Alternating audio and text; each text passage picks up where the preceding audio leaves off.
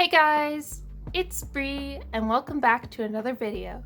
So for today's video, I'm going to be doing another figure unboxing. This time it is going to be an Aoba figure from DRAMAtical Murder, or DMMD as it's commonly known. I really liked the series when I was growing up, and when I saw this figure, I knew that I just had to have it, really. This is the Aoba Gothic version by Rouge, which I think is a subsection of Max Factory, but they focus mostly on making Bishonen figures. I think they're pretty popular, but I don't know a ton of people who get Rouge figures, mostly because most figure collectors mostly collect scales of girls, which, I mean, I'm also going to be collecting a ton of scales of girls, so I understand completely. But honestly, this figure just looked so extra, I just had to pick it up. So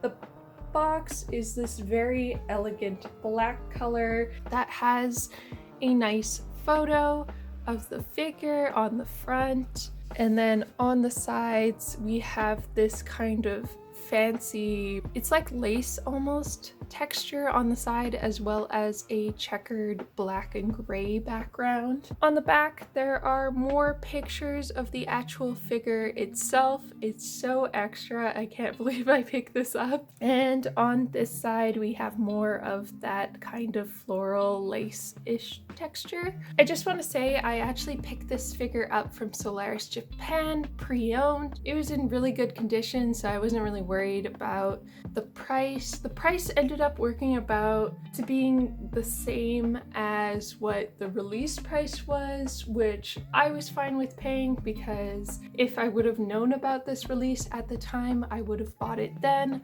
I don't really care directly if someone has opened the box before or not. I mostly just care about the actual condition of the figure. However, the box actually looks in really good condition, considering that the Solaris Japan box that I got in the mail was like completely dented on one side, and I was like, oh my god, FedEx, what did you do? Did you throw this box? So hopefully no damage on the inside, but the actual box itself for this figure does not look damaged at all. All right, let's get into opening this. Pretty sure it opens from the bottom. So inside the box is actually just black, which all good with me. And then we have the figure in its blister pack. It still has a lot of the plastic still on the figure. So let's unbox the actual plastic. Is it just me, or are blister packs literally the most stressful thing to open when you're opening a figure? Because it feels like the force to open the blister pack could bend the figure or break it. All right, blister pack undone. Awesome. First up, we have the actual base of this figure, which is a plain plastic base. You'll notice that there's no pegs in it. That's because this figure is expected to just stand on it. It is a black velvet base, and it looks like it's in really good condition. And then for the base, there is this kind of horse chess piece. Honestly, when I'm doing this unboxing, it is way too early in the morning, so I can't actually remember what this chess piece is called. I'll just edit it in.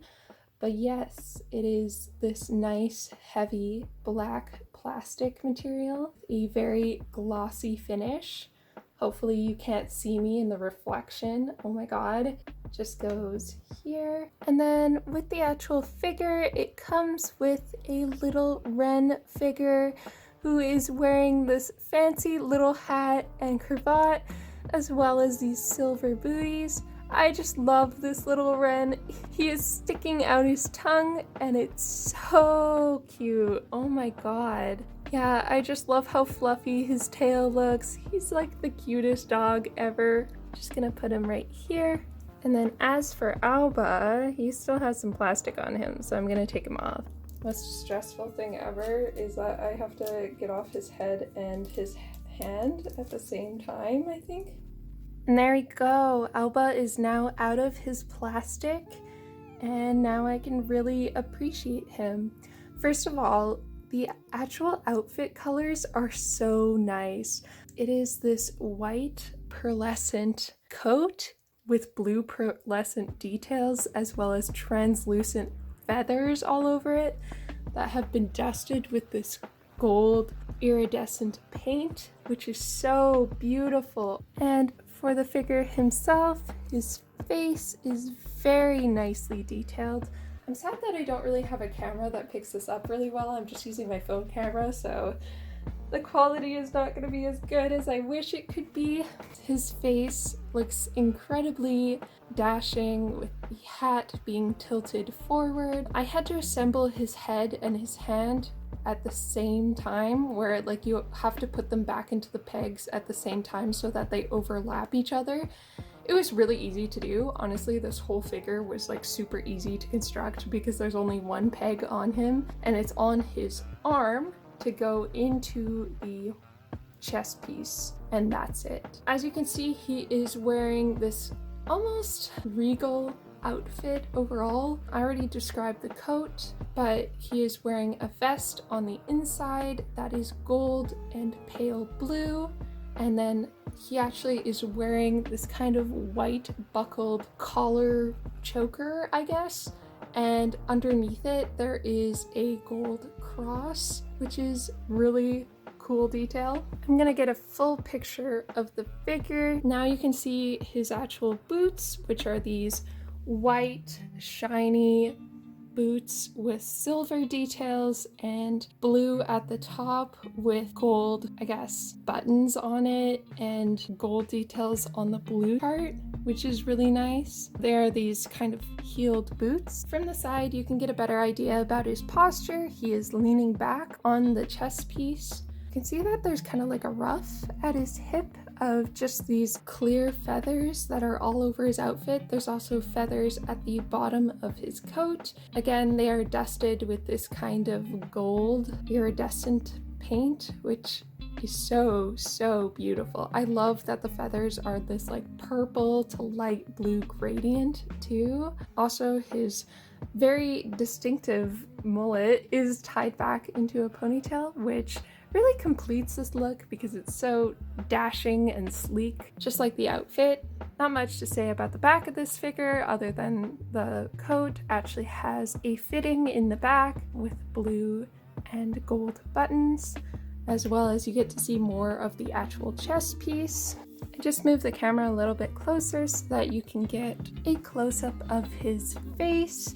It is very nicely detailed. It's very, I don't know, the paint on this is just immaculate and everything is just so clean, and his hair looks so good. It's so nicely spiked. His hat is so detailed. I love the rose and the feather detail as well as the lacing on the front of the hat. And then his gloves, you can really get an idea about, like, it looks like they're actually gloves on his hands because you still see a lot of good detail on his hands themselves. Yeah, just a really beautiful close-up shot. I'm gonna take you down. So now we're actually looking at Ren, who looks supremely cute in his little outfit. I do want to say that because Ren is such a dark colored dog that he kind of blends into the actual base itself. I don't know if the base would have worked if it was a slightly different color. Also,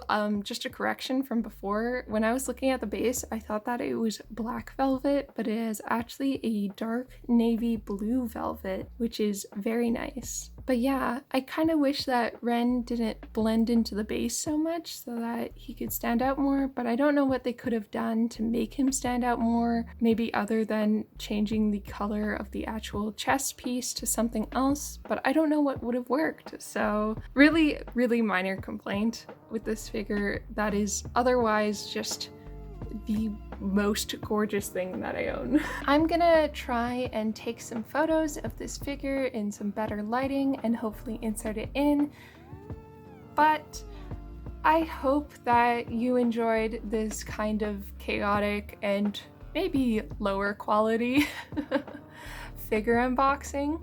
This figure, I just gotta say, is immensely worth it if you can find it for a reasonable price. Like I said, I got it pre-owned, but in near perfect condition for almost the release price.